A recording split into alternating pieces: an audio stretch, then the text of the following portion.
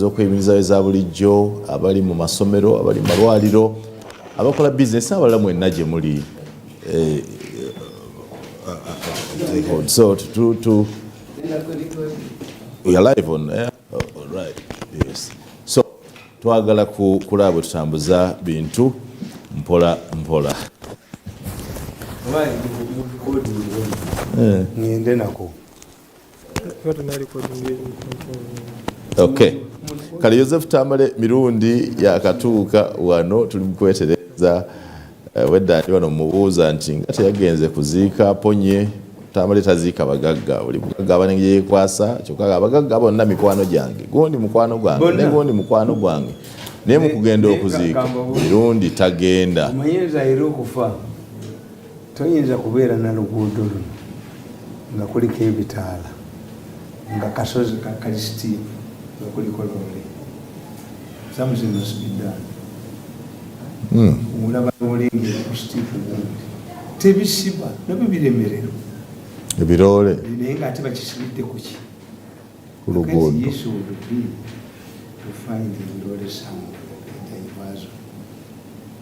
a diversion. Yes. You are pointing at a suicide mission that somebody deliberately chose. Ngugambye nti amubera obusavant man nti a steep hill. Yes. Nga eriko ebitaala bo nga n'ebiroole bingi oba bivaawo nodya ekiroole n'okisibira ku bitaala nga kati bwe kiyiringita kikola kiti abagamba kiba tekinnafuna motion kubayo emmotoka nga bbiri. Very dangerous. I think by yesterday, police have put a driver open. Does it serve any justice? Let me tell you, whoever arrested the driver deserves wide space in the introduction pages of the Genesis book of records of fools and idiots. Mu kitabo mwe bateeka abasiru abawumba tutude ebimongo embisairuzi. Because let me tell you, never you know bongo banange. Me am not abusive. Yeah, because you cannot turn the kubango. People are not. People don't. You see the problem they do about police is it to the about. Ekisoka kimwanso okukola. Mu 60s, police yabakola ne bali bagizimbye kwe bati. The elite gund, elite departments of the police. Mwalimu side special branch nga bayinspector general ba police bonna bavaawa fire leero police omusajja yava mu leero police n'afuka police gundi yali ani byekwaso yekka mu history ya police ya Uganda. Omusajja yava mu fire n'atuuka ku bwa inspector general police yali Maswere omuliro gwakwata mu 70s ne gwaliwo petrol station awo ku kisaawe hamu kyazimbi yali mu maaso awo nekwata omuliro. Maswere yayafula okuva ku fire n'azikiza omuliro era gwali kumwokeza yenna amin n'amukuza kwavula. Maswere yayafula okuva ku fire n'azikiza omuliro awo. Kakati today tuyina departments ezirimu amagezi bbiri. Tuyina abo abatukuuma abo basajja bayivu. This is where babakuba amasasi. You must understand nti abasajja abo mu poliisi bebakuba okuuma abamu balina diguli ze mutayina. Bayivu kyekituufu. Minisita atambulira ku kicupuli yabba obululu ajoga VIP protection. This is a highly educated man. Omukazi we wakamujereka Moses emmotoka ayakoma mu pittu. Ati mwe mu bakazi bamu. Anti kyekubulira ewango omuserikale bw'aba akulina ino okuwoza emmotoka. Nakutuma omuserikale nti genda ongulire kino. Uniform ya government y'amaanyi nnyo.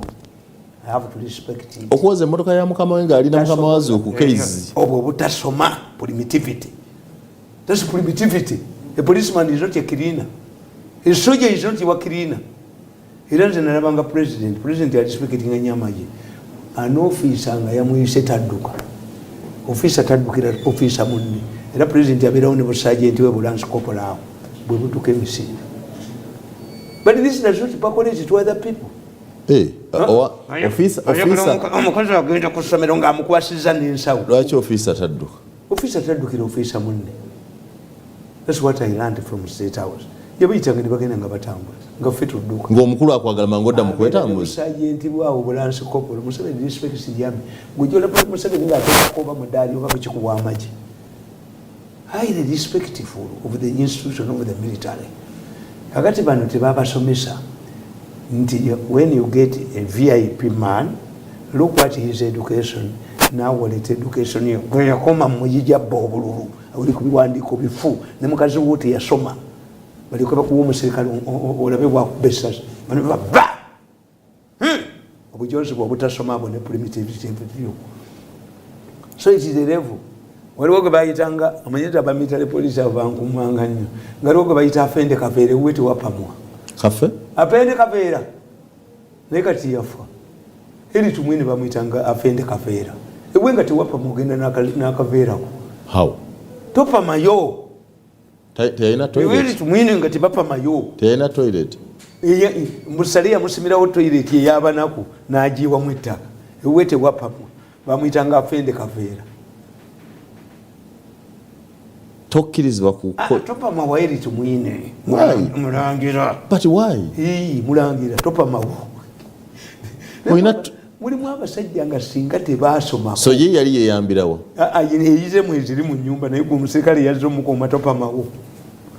Buuza ab'amagye. That's how people behave. Gwe bw'oba oyagala okumanya ebiri mu magye oba beera n'abasirikale be balotetinga bati be balotetinga era ewange bwe bajjayo tebaagala kuvaayo tebabakkiriza kubeera more than 2 weeks ewange babeerawo n'emyaka 2 ate n'abagenzi tusigala mu contact nti nina embaga nina ewaffe ninaki bonna nsigala nabo mu contact because you're friends. Yes. How does the fellow man stop another from kweyambira? Kambabuulire traffic ekizibu kyayo nti aba traffic bayina ba godfathers baabwe. Omwana oluva emasindi kitaawe n'amusabya owa police muntere muki mu traffic mwe muli sente kati most of the traffic people are not highly educated. I'm telling you, if you want to see the most low educated people, they're in the traffic. That's why they do it. Kwata boda ewaffe ekuzana nabagulya gundi smart cam babifana itujjaze banoonyamu kubanga babasajja kyebatamanyi mukibutamanyi ekikwasa boda the two issues bagenda nabakyala kyoleetinga luma nti muhooza akabye boda mu kampala figurisi waliwo kano akasajja akawamvu kano akalinga omusumaali akalisima ebyolooni naku ezo babadde bagenda kabatula baba naye kati kabula nakino ekitasoma ekiri ekyengere ekiremedde mu motoka z'abantu gwe genda okuba ekitaawo genda okuba amalalo ga kitaawo emi kano naku ezo nali nga funye nga misi gafunye baba kekukuma kati kaliwo tekakyaleeta nyolegere bali bakabatula mu abantu abali mu takisi ezo mubamanyi nabagambako nti musisi o any other state council Mirundi noli musajja mugezi nkugamba butagenda kuziika aponye you are building on barrio kandi nkugamba nti you can cause ku nga si Museveni the town kiraka the executive director of Kampala can cause ku in Uganda eku nali okaduka ne figure ye ni muduka why? Because for you don't know, the largest circle in Uganda is what? Wazalendo. Belongs to who? The army. Once these soldiers get borrow money from Wazalendo, where they want to come and do business. They travel with it in Somalia. No. Teria yagala mukazi wenga wa maje. Mama yabeera ne sente be bali mu wino. Be bali mu butali kakwate ko. Gale olabemu nti asasule sente zo kubwerere kubanga ono ali mu Kampala kano kasajja kagenda kalebeeta omanya abavuga bodaboda ekiro bodaboda abagireko bamanyi nti omusajja oluva e Somalia asigazaawo waakiri ezo ezigula ki eriko abantu aba bikwatiko kakati kana akasiru buno obusiru kye bukola nti bwe bakwata bodaboda buli myezi 3 ekizibiti kye bajana. I hope you are aware that you're a professional journalist. Yes. Your language must be that good. In mass communication we abuse kakati kankubuulire nti ezo bodaboda zebakwata mu nnaku 9 bazitunda. Buli akwata ku bodaboda mukube ekifaananyi, buli akwata ku bodaboda mukube ekifaananyi. Tuli banoonya gye bujja muzogere gye ziri. Ni muli banoonya ddi gw'osuubira ku gavumenti yo yaddi gy'osaba tuli banoonya tuli yaddi wenizi abalanga ffe tutunulira omukazi agenda okuzaala ne tumulaba. Kakati back tulina factors zetutunulira nti there going to be changes very soon. Kakati kankubuulire let me ask you, me I did mass communication. And the mass communication will rely on similes. A friend was young, but why don't you translate those similes into Chinyankole? They couldn't be young number. Onani, Jenokayanja, Muhanga. Young and why do you trace? You see, once you want to be a mass communicator, you must use similes. We call them similes, especially when you are talking to very educated people. Kakwanguyira. The only problem with the simile nti atakatekedde ogamba nti akola ki ti omuvumye naye kakwanguyira. Kakati let me tell you, how can a woman sack a house girl over bad cooking of food when they were together in the kitchen? Ngono yabaddamu supervising ani agoba munne ate nga tubadde ffenna omukazi abadde ne hausigala omufumbiro amugoba atya nti byofumbye bibi naye emitwe giriwa no abasajja balina emitwe. Yes, the rate happened was in the car. Did you complain about speed? We have survivors. Is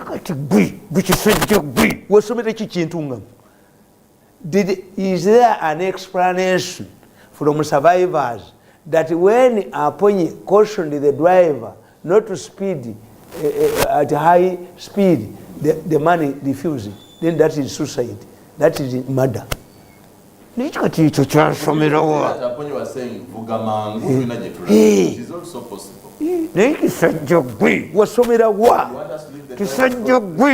Why are you in the police force? You deserve a wide space in the Genesis book of fools and idiots. Kakati okwata wachi. The other day we saw a driver driving a lorry which rammed into a school and killed the students. Hey, fenaffe sebe motoka agito ababa boda batomera motoka n'omuleka n'agenda. Bagitomera ne bagidamejinga.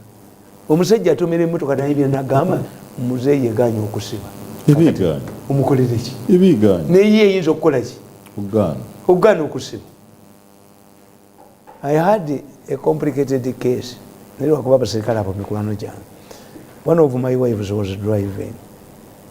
Kati n'atalaba musuulule gwaki gwaba military. Baali bava mu kavale nkabwe kati bayingira mu luguudo.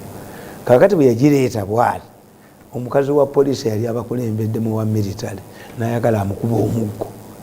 Ate omuggo gwagendera muki mu mmotoka naye n'agwa neyeekulula.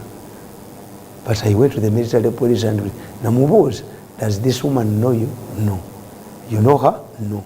Did you have a quarrel previously? No. This was an accident.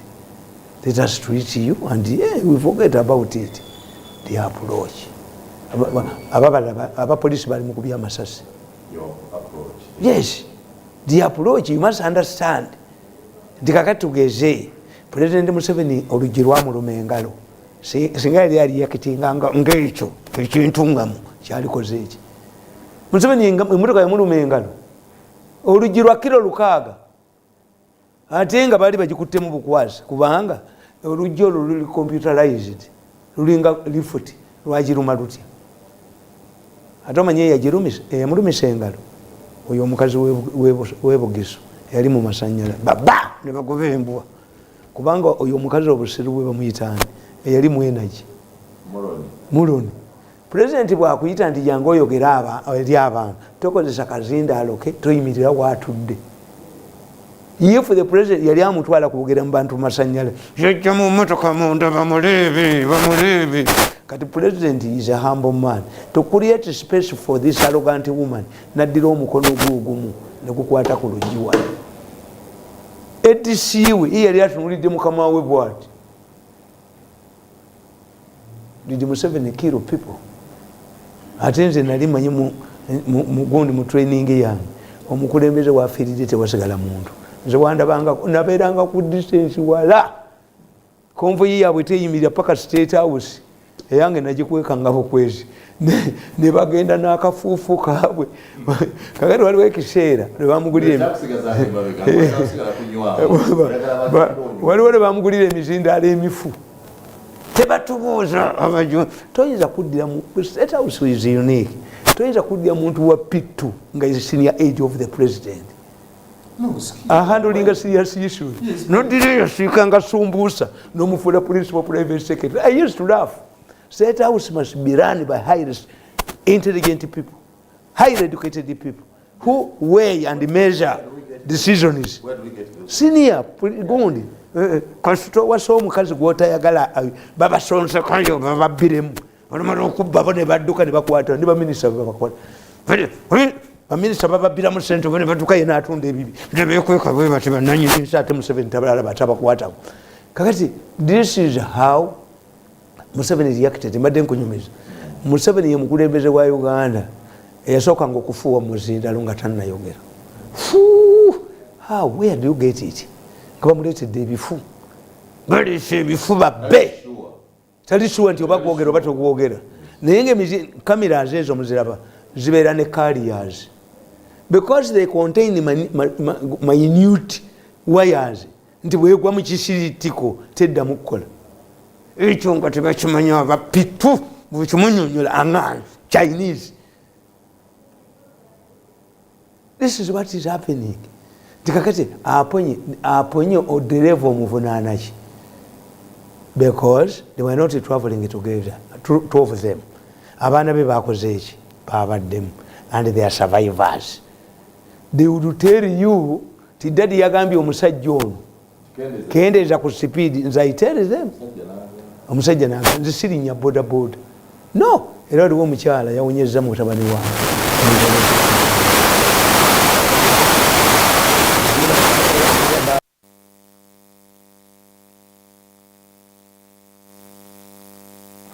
the senior man minister nemukutulamu okwo omukazi yamujjanjabidde ennaku nnya yanzinanga nti mutabani we teyakomewo nemugamba akomewo okukola ki ate oba yawonya yesu bwe yawonya ebigenge wakomawo omwo baga nti oba omusanze mu mmuudu n'abikuddiza bwobisanga mu kkubo so muganda gatotunula mabega nabo kye bakola. So therefore kakati we must analyze an accident is different from suicide. No, you get parliament. This is the worst parliament. Edakika 3 ku ssaawa zino 3 ez'enkyaleero oli ku The Big Story ne Joseph Tamale Mirundi. A Senate. Let us have a referendum and have a Senate. You want a Senate? Yes. Again, we add on the number of members of parliament. Yes. Mirundi, bwe tukoma otandikire ku Senate, let's have a short break. Naye nga dokita ki anti dokita ki donation dokita ki 63 of your surgeons including prominent Mulago surgeons were indicted by ICC. Bone bali asente zange ne baziremera nange obutambi nembukwata nembukube wa muhozi all of these denounce the taps migoni nabuwa muhozi kakati ejogo bali buddamu nolaba abadduka abakunama 4,500 Ugandan girls were killed in India alone and their organ is extracted. Why did they remove the Mulago man? Fighting over a mob. Where are the families for those 4,500? Okumanya abemulago meeting gye mwatulamu emulago mwe basajja mmwe. It was even attended by doctors from Uganda. Njirina ku video naye ojja kulaba ebisajja ebibuuka mu malwaliro nga bidduka ebizindaalo ebinene nga bikuba abantu gye bagenza okunoonya obululu bizindaalo bye bibasookayo eyo naddukayo nadda ewalala. Is an excellent strategy. Kakati kankubuulire kakati eyeyeeyo nti parliament anti kankubuulire parliament eyo bwogitunuulire nti Emmanuel Kafuuzi si ye Kafuuzi osi y'abaminisita egamba ki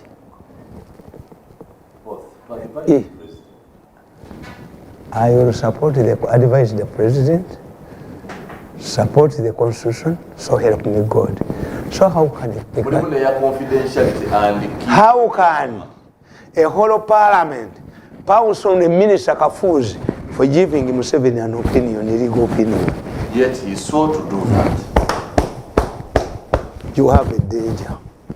Parliament? Something is wrong there. And Uganda is easy. Using millions of dollars.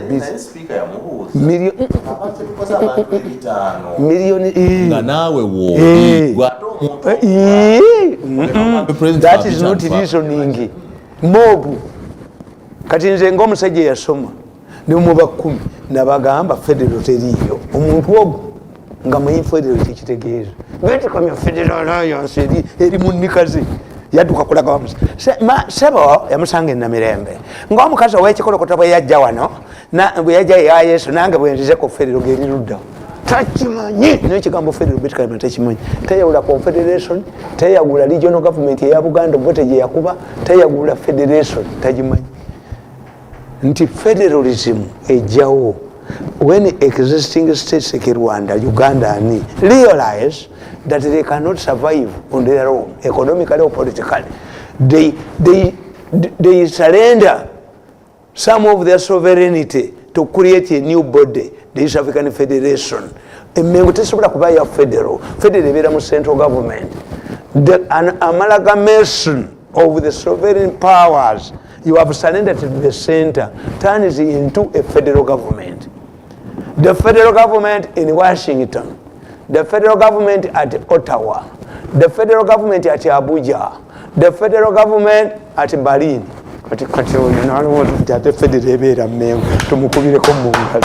Kakati nze yasoma yasinga abemengo bonna okusoma nzemba singa twayogera kusiyo twonyeza kungamba nti mob kakati etimiteri anarasin ate bagifunye ono yali buli sente ono ali buli federal ensonga semasonga zava wa Katonda uyera amateeka 10 ge bawa Musa where did we see that baganda tufumulete ensonga semasonga naye noddawo n'alya sente n'atawanya Museveni enkya n'akyuka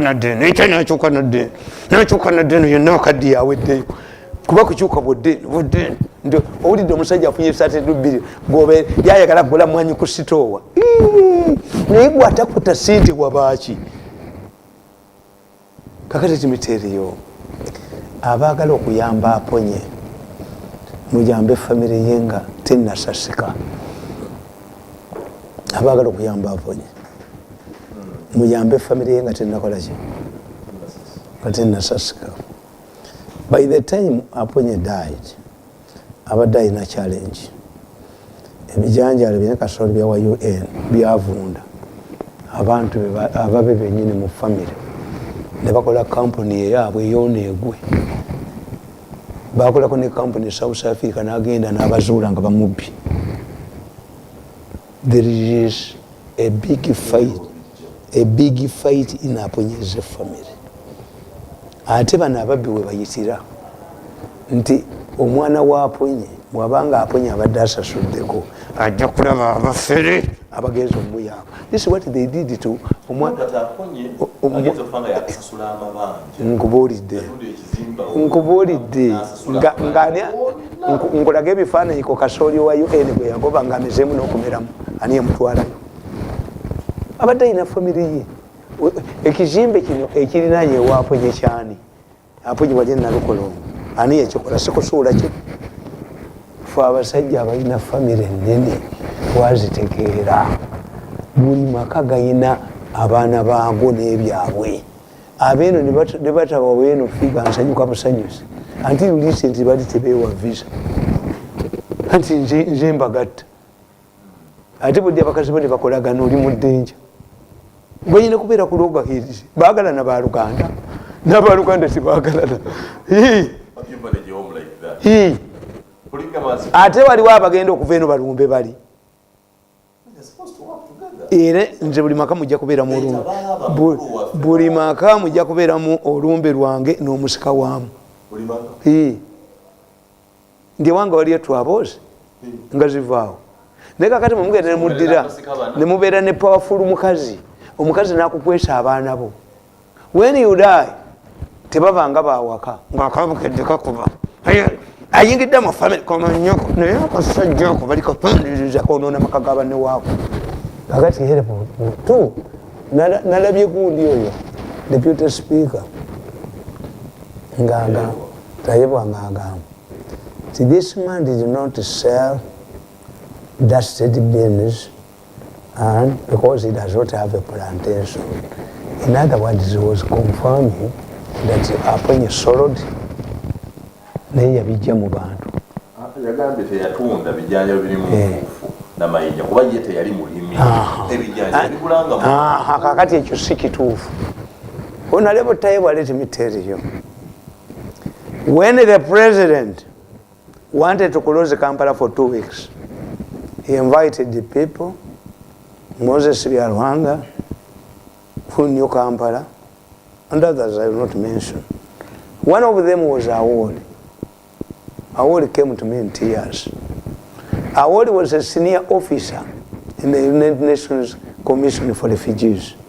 Had been promoted to Malaysia. For one thing, for one thing, kugenda wa Museveni kumukalculatingira. When the man calculated, sent Museveni azibawa, he was arrested by Nakalema. Yoba Nakalema alidawa.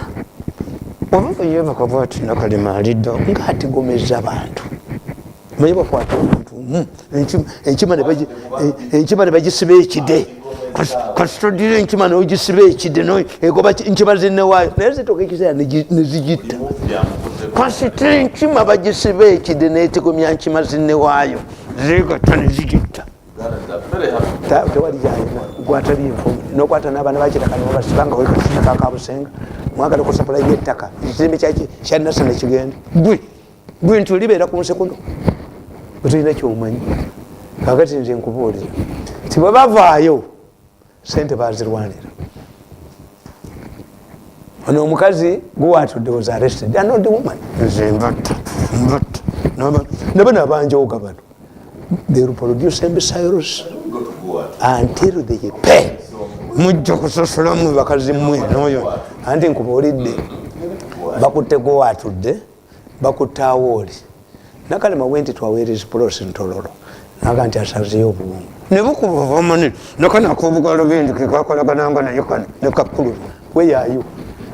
You would produce emisairos kwamusenga olyevumu olunaku luwava Sirongo kati nga bakwata abo bagala kulyaki Kalolo Kulutu went to Aponye and confessed to Aponye sente bazibye Museveni is insisting that he is coming to launch. I don't have anything. Do you have anything to help us?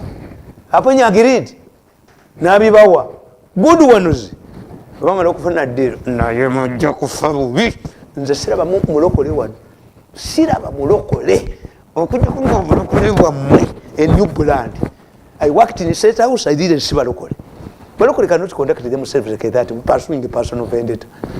Kakati nga bakwata obunga bwa Aponye nga babuteeka mu ttaka nga bagenda ewa Mandela nga bamuggyako enguzi ya billionaires bamuwe business.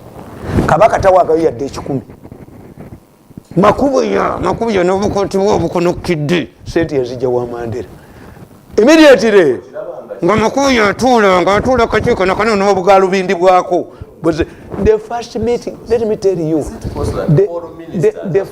the first meeting with the president bayogera kunzi chairman wa Katongole n'abaga nti ayino himwe nga katandiko bangana okwogera katandiko bugalo waliyo numbira ani ngana okwogera mu Uganda wa ninka bane nkabetentera ddandika nekadduka emotoka ziruddawo ne badya akasajja kano kagundi kano kasenyunga ne bakaida kalono ko nakawe ebintu kangobe ku programs kati birudda senyunga tujja kukwata wabijangawo so si kyekyo takyayina omusajja aloko defense kataba akasajja kate omusajja aloko defense yali kwasizaako kasola bango waloko defense nga adde mubire wesas nali muasa wewe mkubwa wa wapi mkubwa wa nyoko mkubwa wa mama yako bondo chikini nani bese so waloko defense nga nepankirako kalulu ko lutu yabikola kakati gundi Mandela ajja naye kyamulemerera which means Aponye never supplied. Aponye was used to launch because they had nothing. After supplying them good items, they decided to egg him out and give the deal to Mandela. It was Mandela who gave them this money through Makuya, who is his lawyer, that the Kabaka claimed that was his.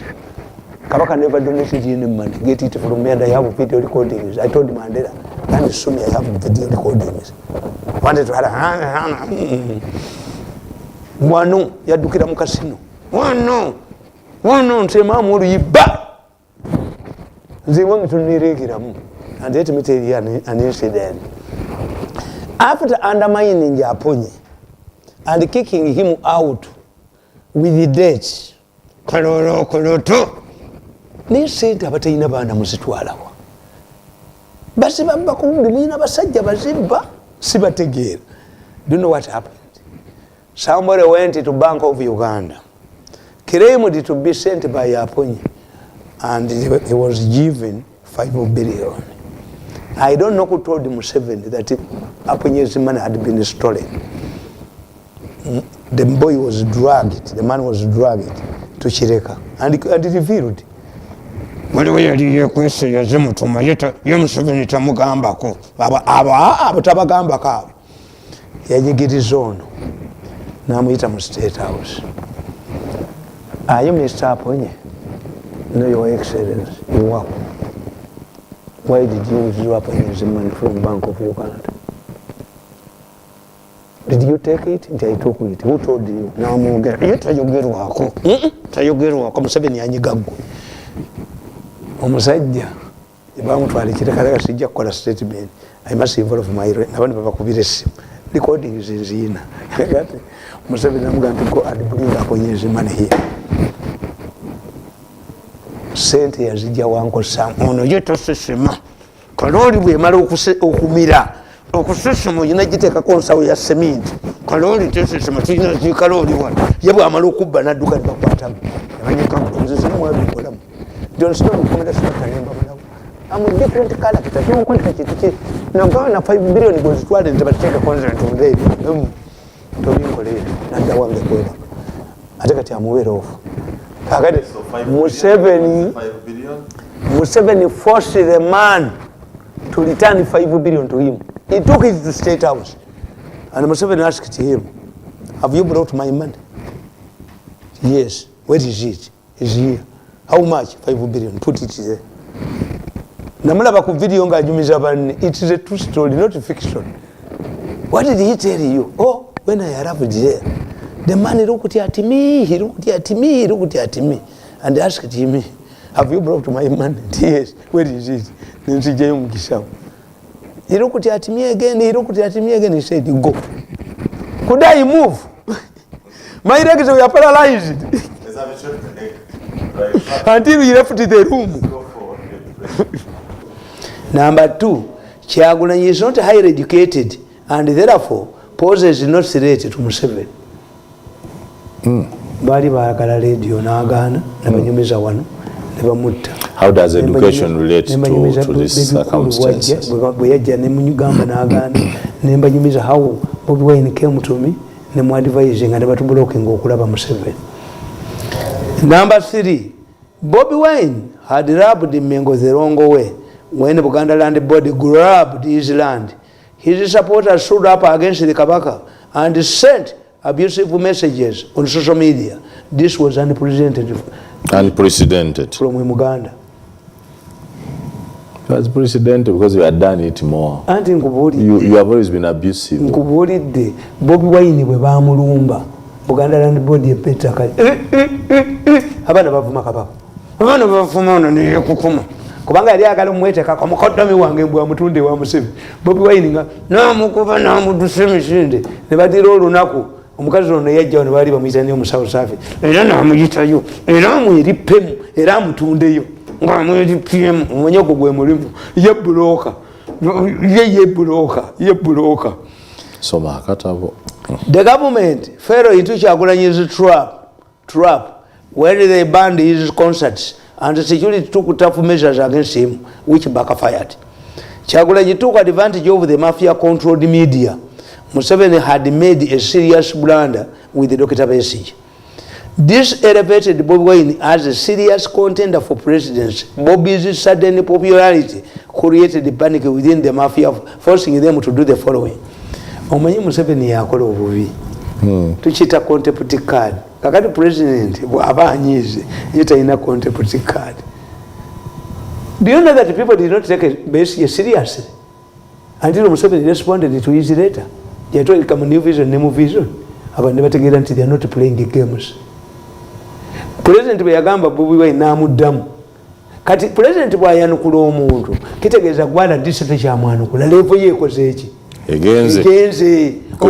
Takyali levo y'ofuna opondowo. Once the president responds to somebody arguments, kiba kitegeeza amwerevetinze. Era nakuga nti abasajja ba NRM ab'opposition babawa ssente. Gamba mukama waako anjogereko. Saba president omuntu wano atutawanya ennyo yamuwanga Kivumbi nga yabawadde ssente. Muwanga Kivumbi oyo amaze. Kasita Museveni commenting ku opposition tik katumutwalira oyo gwatya. Bobby Wine, Bobby Wine and the story of Kasobeza. Kasobeza abamubi wa munju. Abamuteekawo ba NRA. Era nkugamba wano, ridiculing Bobby Wine as a failure and a mere musician who should remain in music rather than politics backfired. However, the popularity wave has continued to surge and sweep like a storm, sending more panic in the mafia camp. At this stage, trying to dismiss his credibility, Bobby Wine will not cannot undermine his popularity. I have an example of leaders who emerged the same way as Bobby Wine in 2017. Is Bobby Wine a revolution or mere victory? I predicted in Bobby Wine again about Kubatagaza. They use their people in security to intimidate him like what happened in Arua. This attracted wide condemnation, both locally and harassing omuntu. He becomes a victim. Ruto defeated Uhuru. Why? Nagenda mu State House Mombasa ne mujigala. Ne mujja mkwatya abantu mu office ya Vice Deputy President. Ndibabadde babba. He was thoroughly humiliated. Once he humiliated someone, he must surrender the tape. Who are you? Program uzijeko okozeeki. You are making him more popular. Are we reading about Kyagulanyi? They used their people in security. They turned against people, power supporters, buying off musicians, including Captain Kusasira and Ronald Mayenja. The plan also flopped. Those who turned against Bobby Wine became society outcasts, while some of them returned and apologized to the population who had isolated them.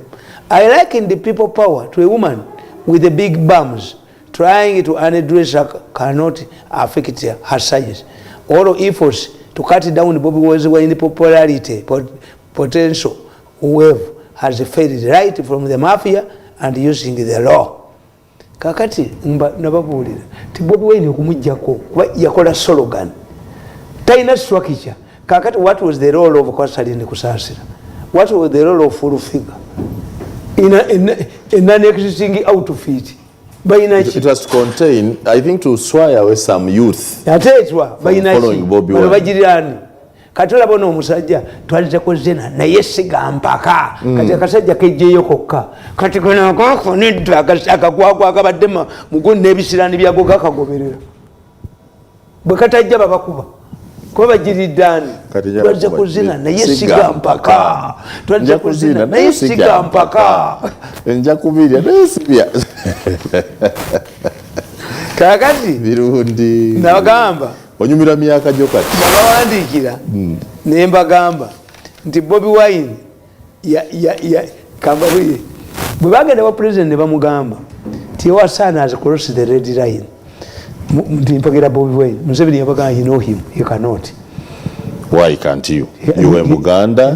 Both Bobi Wine are Catholics and Baganda. Why can't you? Abagezi mu political body layinganga ku mu decision making otafiire nange. Otafiire mu Choga yali minister of government. Yasindikayo Hope Mwesige. Yanga mutani wa Mirundi. Sente zendabye ziri mu kintu kino. Batulaze budget nenda bangendu siwandagala. Ngenze. Walaba utafiire is the only minister who sent his journey. Yekitegeera kyali kibatutte. Otafiire bwabale ekintu bwali. Otafiire tayingira. Era ekyamuhozi juzi kyali kimukubira. Yali atandise okwogera ebitakwatagana. Naye ati yakkakanye yategedde. Amanyi powerhouse we. Anti bali babagamba nti alebolinze ani atayogera no tango duyo yasomesanga gundi. Yasomesanga be flat sema naye najoka abantu kubera makerere nebo bali kubuza eyazimbe ekisenge ekyo makerere ne jogoli wakolayo mu government eddako yasomesanga be flat kakati tanga yansomesa ngobulira powering tear gas two generals came to me at the peak of the tear gas nemba analyzing the tear gas wa Bobi Wine yali wa government yali ayamba Bobi Wine yes ulira tear gas, powering tear gas. This is another area which Bobi Wine handlers have exploited to the maximum. I've always urged that firing tear gas in order to disperse Bobi Wine's rallies backfires on Museveni and ends up helping Bobi Wine. That's what you think?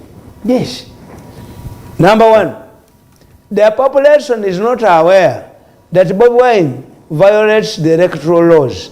This is because the public is not aware of this law. Okimanya ekyo nti bamajinga electoral law ne health law olwa COVID. Did anybody of the government mulimu yakinyonyola?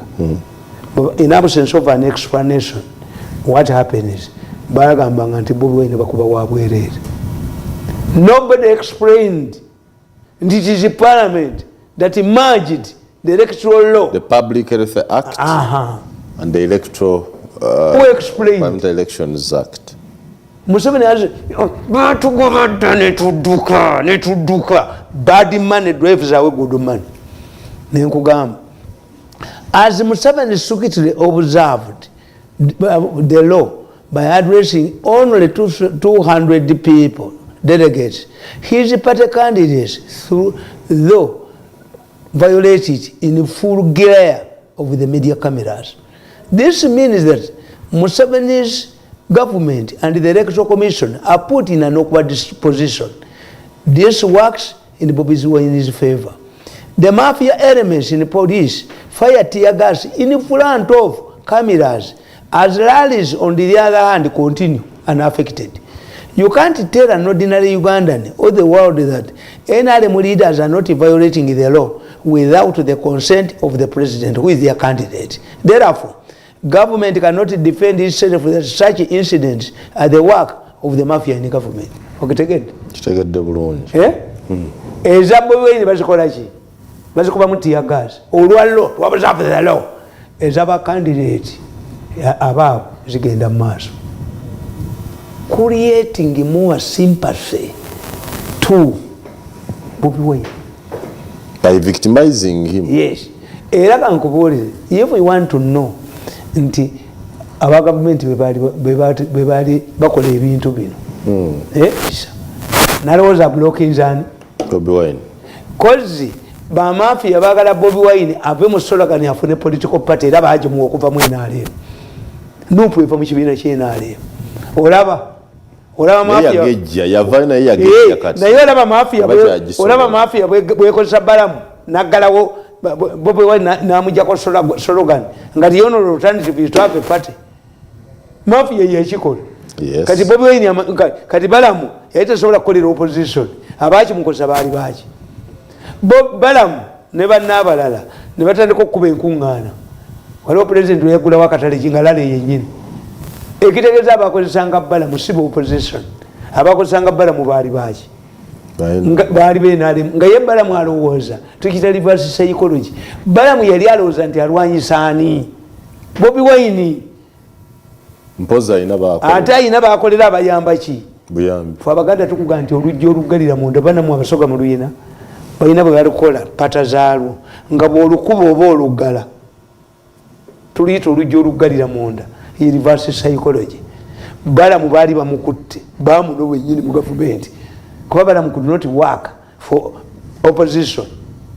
Yali leading buloka ngono bwaleeta obunyeddolo n'omuleeta emmengo nga nze nategedde dda ku katambi eyamulagira okugenda nawe namukuba obutambi ng'alemeddeyo Abaganda bajja mutwala misiini bwe namukuba obutambi bwendi kubanga nze obunyeddolo okugendayo nali mmaze okulaba eyamulagira n'omwaniriza neyitoweekito kenakuba akatambi bwente ngenda mukuba obutambi emyezi 3 mu ffulirizo ajja kudduka buddusi tajja kubeerawo nga atabwanya Buganda bwatyo tumusirikire ye nga atubuloka atutunda butunzi gyayagala. A critical look at the police reveals that selective as Museveni speaks observes, yes, nkimaze ekyo electoral. This works in Bobi Wine's favor. The elements in nkugamba the mafia elements in the police fire tear gas in front of his Nchimazi. Number 3. A critical look at the police reveals that the selective powering of tear gas adversely affects Museveni and then NRM candidates' popularity. This is so because a directive or call for ceasefire must be observed by both parties, not only one side. If one of the parties violates the ceasefire, it triggers defiance from the other side. Mugambye, we are observing the law. Tewali kubalalizi. Mukuba za Bobi Wine. Ezaba lizikolaji. Is it a ceasefire? A ceasefire means that all sides observe. The police would have done one thing. Temukubalale, no takubalale. Chajirema. And it loses control. Chovala Bobi Wine bamukuba mu nominations. Ononagenda maaso namu without protesting omusajja niwajja gundi ono yajira mu bigere ebyerere nga naye bamukubiddewo premises electoral commission party president. How can you nominate a barefooted man? Tell him go back and dress properly. Byafandum uyituyemene wereketwe Museveni abayita byafandum. You can't. Ate mwe kibakola obubi balonda electoral commission omuntu munagiwamba gwe bakubira amasimu I'm going to state house nalyoka ajoga bano bonna nefuuka wano manizisho. You cannot nominate a barefooted candidate. If people, MPs are told in the parliament to get dressed properly, can I nominate a barefooted man? You Mirundi, you cannot, but if you have a can. Can nkugamba nti this impact of tear gas on the population also affects the NRM supporters and leaders as well. Innocent people targeted, including schools, hospitals, and the entire population. Tear gas is applied selectively, and whenever you see police firing tear gas, you know it is intended to undermine Museveni and then NRM candidates. nti police ekuba tear gas kusuuza Museveni gululu. In fact, there is a prominent person who comes from Mbenda and Mityana and Kiboga. Yagamba ba police Bobi Wine ngaze wange temukuba tear gas. Ngamaze kitegeera. Tear gas ayono na Museveni nabayira ali. Tebakuba tear gas. Bobi Wine yave mu Bende Kiboga Mityana nga yukumizemi. No single canister of singers of fire was fired there. Master if he wants to access this money, he should go to New Vision. That money must go to New. Since never time you will this is how the mafias operate. As long as you don't interfere with their money and defend them at the peanuts, you a patriot, a comrade. Gugendo yogere ku TV nga sente bazibyedda bino kachiko ka Museveni nga mo sente bazitutidda oli mugezi nnyo kuba okole you a hunting dog. The moment you accept to be a hunting dog bamukwano gwa a patriot olwanzijewo akanyuzeyo yamalawo bbanga ki gwaleeta kujja omujja mumunite yamalawo bbanga ki ekkanisa eteera because this man is complaining because he is fighting for his job. He's fighting, but he should know he was there for long. Sigunda giri or tell of Ferro Lulikukunda gira or tell of Ferro no Luliku arrogance yokura gira abantu. Mohoz should be what can he do? Akwaka mukubide. Can I teach you? Mohoz should do be a campaign manager for Museveni. Walk Gumu City Yagabira abantu emirimu. This is how mafias operate as long as you don't interfere. The mafias have the hunter and hunting dog relationship. When it comes to money, and hunting dog must be ejected and replaced with a trusted comrade, Tibakola minister from the mafia camp.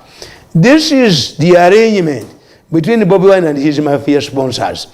The mafia failed to understand that anybody who qualifies to stand as a president, a presidential candidate, is a potential president. If Bobby was unfit, then why was he registered and nominated in the first place? Secondly, the qualification of a president and parliamentarian are the same. Kakati kubuholo was nti Bobi Wine omulesa omuzanyise nga hunting dog asobola okufuuka president kuba qualification yezaki president zezimu tu baba tebamulaba sibe bakiraba bwe batyo. Bobi Wine can be president. Yes. There is absolutely no question about that. Nakuganja abaziba bagamba omuziba akugamba bw'oba oberekera mu wangu okwogereza omala mukebera mu mpalo oba ayina amaanyi omuziba akugamba nti obulenyaala ofune eswera toyina kasolo kafuka nkubereka. Accused of directing police to disperse the rally. Mbayo later lost his son under mysterious circumstances. She used every opportunity to deny that she was not behind Bobby's troubles in Iruka. The question is, how could a whole minister deny having a hand in a rally of an opposition politician? That means Bobi Wine can determine her chances in an election. Yeah, that was it. Ate Museveni yakabonereza abantu aba nasaba nga ku president ngabonereza twice. Museveni cannot punish you twice. Bambageyire bayamugoba owa deputy igigi kozi bano beva mukuba alime kufuka chief justice kendi kuba butambi bagemire I saved bagemire from murder, from assassination. He rushed to the president. Which one? The man, the woman? Because there is the woman. Ngabagena mwabya. Ebyo nabagasumba bibayogeranga. Kono muvuka we makerere nti yatta omuwala. Museveni anyige nti zemuba wabbiri byali bikuba bagemere. Omwana wa muganda waabwe. Omwana oyo yali makerere nga asoma emyaka eki. Lwe batta omuwala omwana oyo yali nga mulokola asoma yali makerere. Lwe batta omuwala. When he looked at the telephone of the girl, yakola disparate calls biri London and Kenya, which means he was under, they were demanding him money. Those omwana nasoma emyaka 5 emakerere babaga nayo tape bwe buli fuluma dudu kubizindalo dudu mujja kulaba abantu cheta agamba singanye negategera gashumbe ekintu ekyo ekiteekamu obudde bungi n'ayogera bingi kubanga bali bakiziganyiriza ekituufu bagende wabagemire babawe sente ne bagana bali bajjajizi baloye bonga balowooza nti omwana yes omwana yali waabwe naye nga bamuganda waabwe omwana completed 5 years at Makerere University nga poliisi yamutadda naye nga bakuba bagemere omumalawo naye Museveni bw'ali baawummudde n'alaba ekiri asobeka n'akatabo kange ke nawandiise how Museveni loses trusted cadres. But who tells that he's desperate for cadres? In Rwanda and recruits. He loses and recruits. In Rwanda kakati mbadde nkugamba nti Bobi Wine yaddayo eruuka. He went Rukwa n'agenda ekamuli bamulage nti akolagana ne Kadaaga bamutanaddayo olaba nti abaali bakuba Kadaaga bakolagana ne Bobi Wine. Do you understand this? Yes. Nti in normal circumstances Bobby would have sought nkugamba nti she used every opportunity. The question is in normal circumstances Bobby would have sought clearance from the Electoral Commission to go back at Luka. He, however, went back and held a peaceful rally in Luka and headed to Kamuli. So what is the difference between the two rallies? Did he agree with the police to follow the guidelines this time?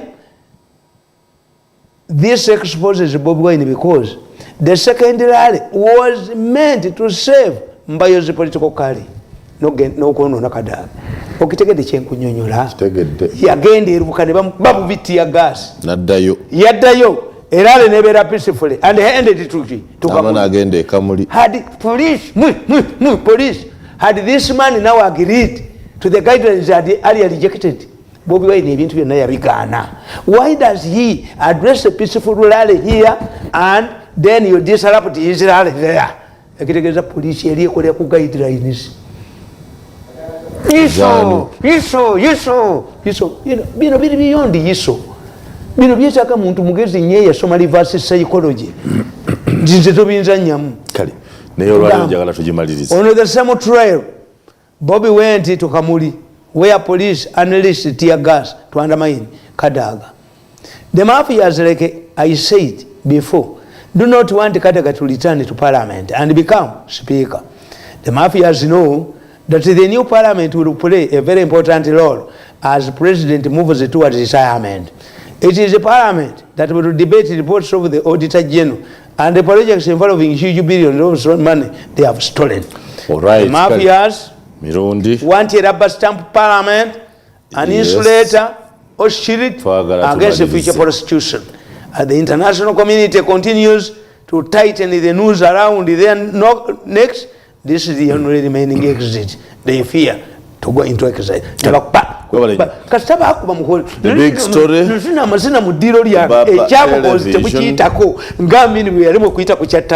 Bannaffe abali mu byuma ekanisa kaseya batomeza kasamwalumba mugozi sawa nyapa kabukaga bas endigito nogisanga mukone endigito oba owedde mwalumba endigito mukona atakatambire mukakiriza mu maaso ga president kamwe ne online platforms zaffe zonna kati mwete tukyabeeralikira nakamu bwetuba tubala future temuliimu Mirundi tubaliriza nze Simon abo tebalimu nga lutaaya